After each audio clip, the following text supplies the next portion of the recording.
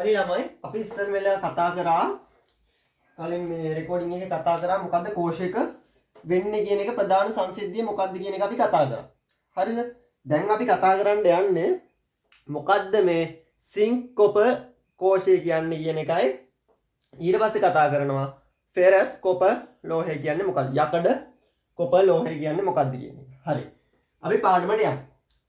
මම දැන් කලින් වගේම ළමයි මේ සල්ෆියුරික් අම්ල ද්‍රාවණයක් හදනවා. හරිද? මේ තියෙන්නේ සල්ෆියුරික් අම්ලය. මේකේ සල්ෆියුරික් අම්ලය තියෙනවා. හරිද? කලින් අපි ඉලෙක්ට්‍රෝඩ එකයි දැම්මේ. ඉලෙක්ට්‍රෝඩ එකයි දැම්මේ ළමයි. කෝෂයක සංසිද්ධිය පැහැදිලි කරන්න. හැබැයි මේකෙදි කතා කරන්නේ අපි ඉලෙක්ට්‍රෝඩ දෙකක් කරහා කම්බි කෑල්ලක් සෙට් කරාම කෝෂයක කොහොමද ඉලෙක්ට්‍රෝන කම්බි කෑල්ල මේ පැත්තේ ඉඳන් අනිත් පැත්තට යන්නේ? ඇත්තටම කෝෂයක් වැඩ කරන හැටි. ඔන්න ඔය විදිහට කෝෂයක් වැඩ කරන එකෙන් තමයි ළමයි අපිට පුළුවන් වෙන්නේ විදුලිය නිපදවා ගන්න. ඒ කියන්නේ විදුලිය හරි මොනවාම හරි දෙයක් අපිට නිපදවා ගන්න පුළුවන් වෙන්නේ මෙන්න මේකෙන්. හරිද?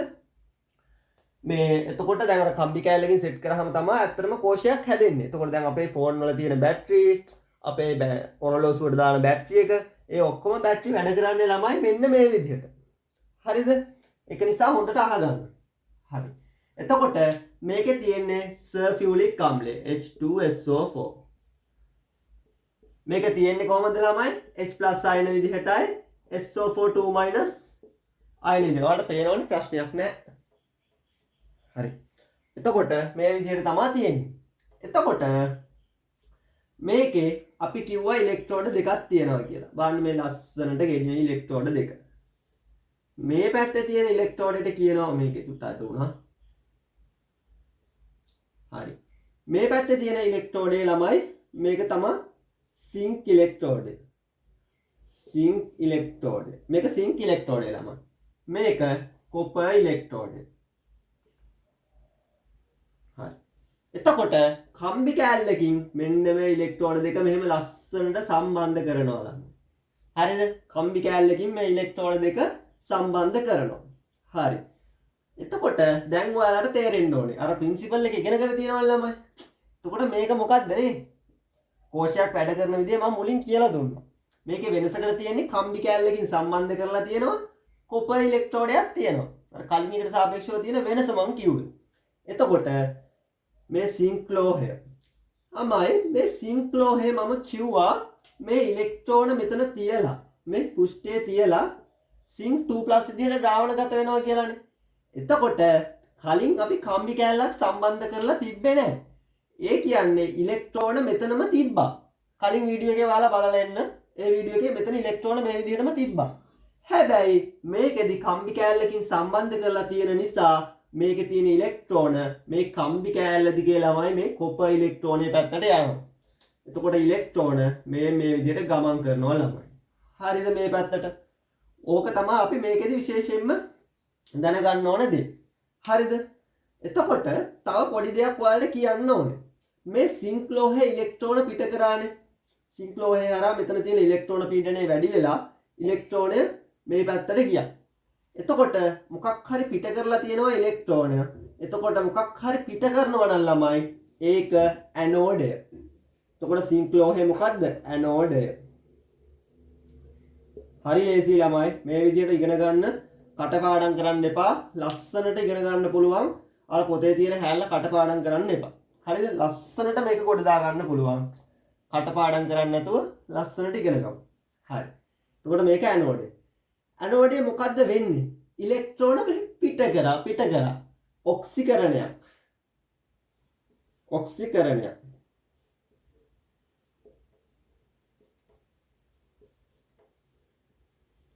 මම පොඩ්ඩක් මෙහෙට එන්න ලියන්නම්. ඔයාලට මේ පේනවනේ. ඇනෝඩේ මේ පැත්තට එන්න පොඩ්ඩක් ලියන්න. ඔක්සිකරණය. ඔක්සිකරණය. හරිද? එතකොට මේ කොපර් ඉලෙක්ට්‍රෝඩය ඒක කැතෝඩේ ළමයි. ඉලෙක්ට්‍රෝන ලබා ගන්නවා. ලබා ගන්නවා කියන්නේ මේක කැතෝඩය.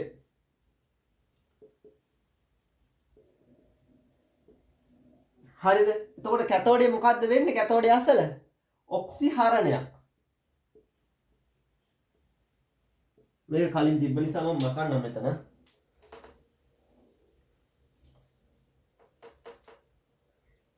ඔක්සිහරණයක් කතෝඩිය අසල වෙන්නේ ඔක්සිහරණයක්.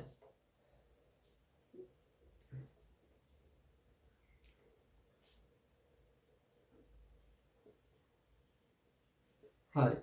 එතකොට ඇනෝඩිය අසල ඔක්සිකරණයක්, කැතෝඩිය අසල ඔක්සිහරණයක්. හරි. එතකොට අපි මේ ටිකත් ඉගෙන ගත්තා. මේකේ තියෙන්නේ සල්ෆියුරික් අම්ලයේ H+ අයනයි SO4 2- උයි තමයි මේ ද්‍රාවණයේ තියෙන්නේ. 2-. හරි. අපි එතකොට සමස්ත සමීකරණය මේකට ලියමු. දැන් නම් මොනවද නේද ඔබ?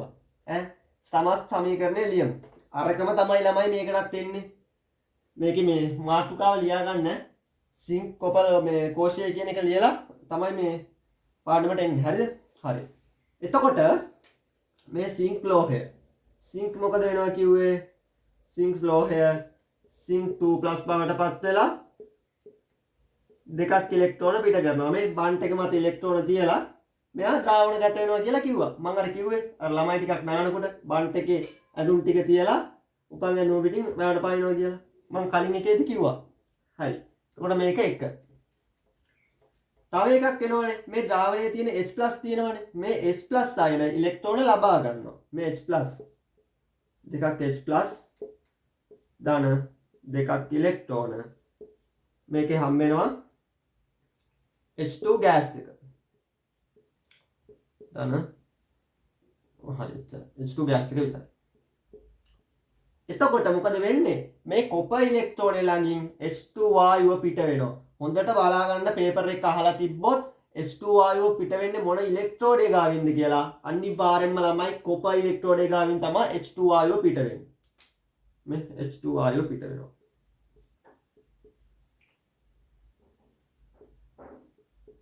H2 වායුව. හරි. එතකොට එකත් හරි. මේ පැත්තේ ඒවා මෙහෙ එකතු කරනවා, මේ පැත්තේ ඒවා මෙතන එකතු කරනවා. මම කලින් වීඩියෝ එකේදී කිව්වා. ඒකමයි ළමයි. සිංක් සොලිඩ් එක ධන දෙකක් H+ ධන දෙකක් ඉලෙක්ට්‍රෝන සිංක් 2+ ධන දෙකක් ඉලෙක්ට්‍රෝන ධන H2 ගෑස්. මම කිව්වේ මේ දෙක ඉලෙක්ට්‍රෝන දෙපැත්තෙම තියෙනවා. වැඩක් නැහැ. කපලා දැම්මා. ඊපස්සේ සිංක් සොලිඩ් එක තියෙනවා. දෙකක් H+ මොකක්ද හැදෙන්නේ? සිංක් 2+ ධන H2 ගෑස්. භෞතික අවස්ථා දාන්න ඕනේ ළමයි. එක්වස්ට් එක ගෑස් එක.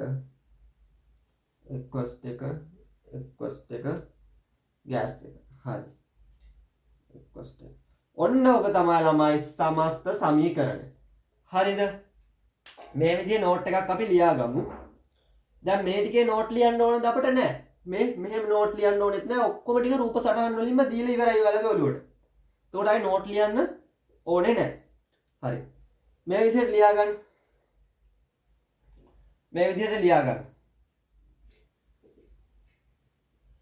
මෙහිදී මේක ඇඳගෙන ලියාගන්න.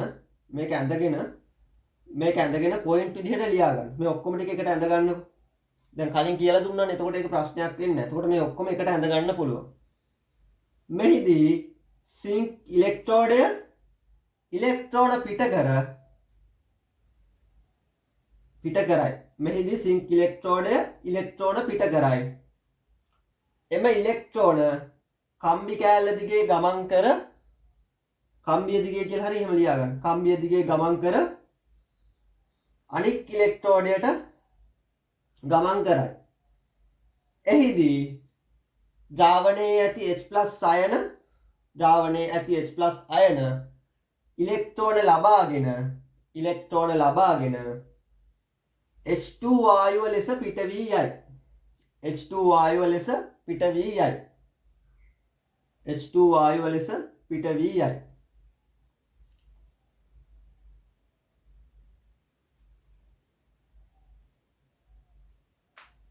තව විශේෂ දෙයක් තියෙනවා ළමයි. එතකොට මෙයාගේ මෙතන ඉලෙක්ට්‍රෝන වැඩි. ඉලෙක්ට්‍රෝන පීඩනය වැඩි. හොඳට මතක තියාගන්න මේ සිංක් ලෝහය ගාව. ඒ කියන්නේ මෙයා මොකද්ද? මොන අග්‍රයද කෝෂයේ? කෝෂයේ ඍණ අග්‍රය ළමයි. එතකොට මොකද්ද මේ ඇනෝඩය? ඒක කෝෂයේ ඍණ අග්‍රය. එතනම ලියා ගන්න. මේක ධනාංකය. ඒවා අහපව් ලියා ගන්න ඕනේ නැහැ මේ කටපාඩම් කරන්න ඕනේ නැහැනේ බොරුවට. හරි. එතකොට අරක ධනාංකය. ඔන්න ඔච්චරයි ළමයි සින්කොප කෝෂය ගැන පැහැදිලි කරන්න තියෙන්නේ. හරි. මම ඊළඟ වීඩියෝ එකෙන් අනිත් ටික පැහැදිලි කරන්නම්. බලන්න කොච්චර ලේසිද කියලා කෝෂ පාඩම ඇති දෙයක් නැහැ.